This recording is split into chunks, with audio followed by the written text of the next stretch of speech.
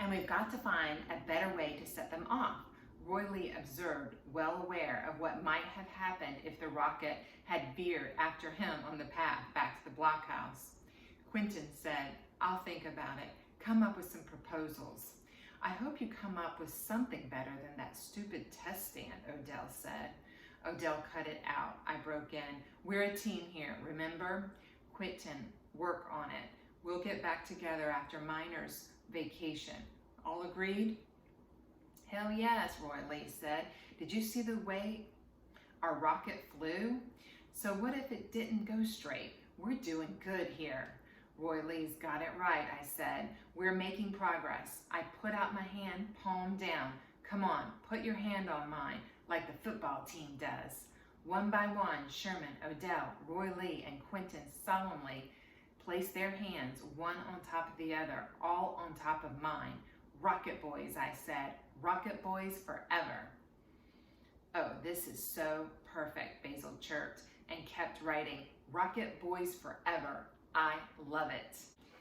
The Coalwood mine, just like all of the mines across McDowell County and the southern part of the state, shut down for the first 2 weeks of July. So everyone was required to take their vacations at the same time. My father said it was done that way so the economic clout of the mining industry would be clear when all the miners showed up on vacation at the same time. It was for the same reason, he said, that miners were often paid entirely with $2 bills, so that the local merchants would realize how important the coal companies were to their business. Whatever the reason, Coalwood became almost deserted during miners' vacation. Hungry Mother State Park in nearby Virginia was a popular destination for miners and their families, and also the Smoky Mountains farther south in Tennessee. Another traditional miners' vacation spot was Myrtle Beach, South Carolina. At Mom's insistence, that's where we went. It was the one time of the year she got Dad off to herself and out of the mountains. Days would pass at the beach without Dad saying anything about the coal mine. I noticed that Mom often reached out and touched his hand when he was talking, and when they sat in the swing on the motel porch at night, sometimes he would even put his arm around her shoulders. They even slept in the same bed. Once, when I came back from trying to catch crabs with a fish head on a string, our motel door was locked. I knew my parents were in there because their sandy shoes were on the porch, but no amount of knocking got them to let me in. I guess they were taking a nap. Mom cried when we loaded up the Buick to come home. As soon as Dad drove into the backyard, we could hear the black phone ringing. "Welcome to Coalwood," Mom muttered to his back as he ran up the porch steps to answer it.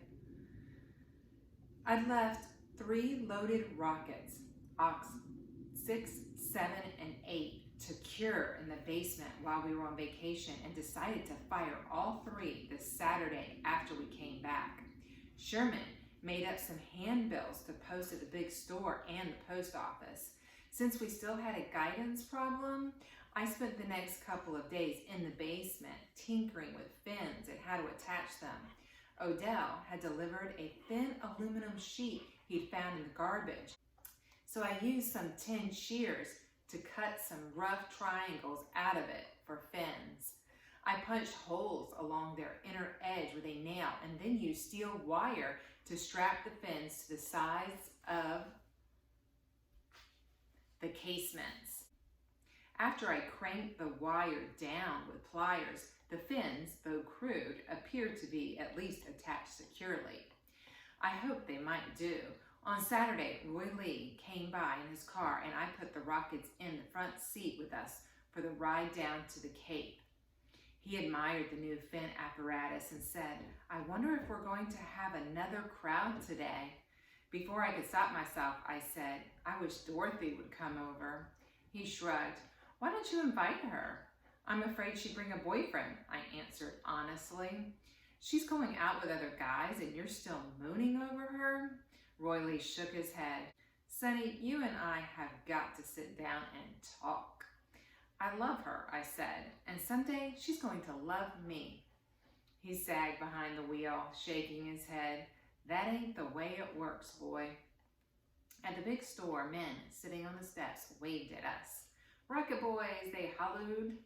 The football boys had taken to walking around in a gang all summer, as if daring anyone to say anything about their suspension.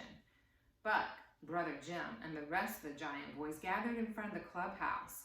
They glowered at us as we passed by, but said nothing. We picked up Sherman and kept going. Odell was waiting for us, having walked down to the Cape from Frog Level. He had already cleaned out a hornet's nest in the blockhouse and swept off the launch pad. Mr. Dubonnet didn't show this time, but Jake and Basil were there. I've been preparing my story on you, Basil said. Just you wait and see the power of the press. We let Jake light the fuse. He ran, laughing, to the blockhouse, his long legs pumping. This time, I had lengthened the fuse so he had time to clamber inside with Basil and the rest of us, all hunkered down in happy anticipation.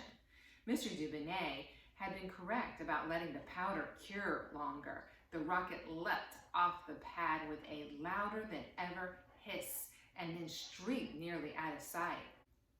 I climbed out of the blockhouse and caught sight of the wisp of its contrail as it fell downrange. I joined the others in a stampede of joy. It was our best rocket yet. How high did it go? Jake asked breathlessly, as excited as if he were a rocket boy himself. Twice as high as the mountain, Sherman said authoritatively. How high was that? We didn't know. Maybe a little trigonometry would help you figure it out, Jake said. We didn't know anything about trigonometry. I'm a little rusty, Jake said, scratching his head, but let me think on it. Ox 7 and 8 didn't need any trigonometry. Ox 7 did a horseshoe turn not more than 50 feet up and slammed into the ground.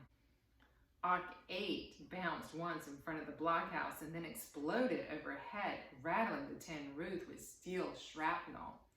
Oh, this is so exciting, Basil exclaimed. Every time I get around you boys, it's like being back in Korea, Jake said, marveling at the gouges in the blockhouse. The Army's going to love you if you live long enough to join up. The next weekend, Mr. Bykowski met with me and Sherman and Odell at the Tipple machine shop to teach us the fundamentals of welding and cutting steel so that we could build our own rockets.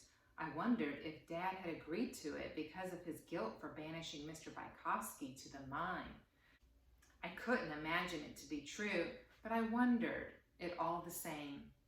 Mr. Bykowski claimed to be happy in his new job. I counted out $5 to pay for the steel tubing and bar stock we were to use that day. I left it according to Mr. Bykowski's direction on the workbench with a note on what it was for. Dad stood on the stoop of his office when we came out after the training. I went over to thank him. So I guess you're an expert at welding and machining now, he said. No, sir, I replied. It'll take a lot of practice to be any good at it at all. He looked a little surprised at my response and then nodded. Not much comes easy in this world, Sonny. If it does, it's best to be suspicious of it. It's probably not worth much. What's the hardest thing you ever learned, Dad? I asked abruptly. He leaned on the rail of the stoop. Entropy, he said finally. I didn't understand the word, and he knew it. Entropy is the tendency of everything to move toward confusion and disorder as time passes, he explained. It's part of the second law of thermodynamics. I must have looked blank. No matter how perfect the thing, he continued patiently, the moment it's created, it begins to be destroyed. Why was that so hard to learn? He smiled. Because even though I know it to be true, I don't want it to be true. I hate that it's true. I just can't imagine, he concluded, heading back inside his office, what God was thinking. One evening that summer, just before school started again, Jake called me on the black phone. Dad took the call, of course, and handed it over, a suspicious look on his face. Make it fast. Sonny, Jake said, you boys come down and join me on the roof of the clubhouse tonight. Got a surprise for you. Sherman was the only rocket boy I could round up on short notice. I scampered up the ladder to the clubhouse roof. Sherman doggedly hopped rung to rung on one foot. Jake looked up from the eyepiece of a long cylinder pointing skyward. "A beauty, ain't it?" he grinned proudly. "My old trusty refractor. Just came in the mail today. This is what I used to do when I was your age, boys. I'd almost forgotten about it until I came down to your range." It was the first telescope I had ever seen. He handed me a battered book. Had my mother mail me this too. My old trig book. Learn this stuff and you can calculate how high your rockets fly. The night was clear and the stars were spread out like diamonds on a vast blanket of black velvet. "Come on, be my guest." Jake grinned. "I got Jupiter cornered." Sherman went first, pressing his eye against the eyepiece. "I can see the bands," he cried.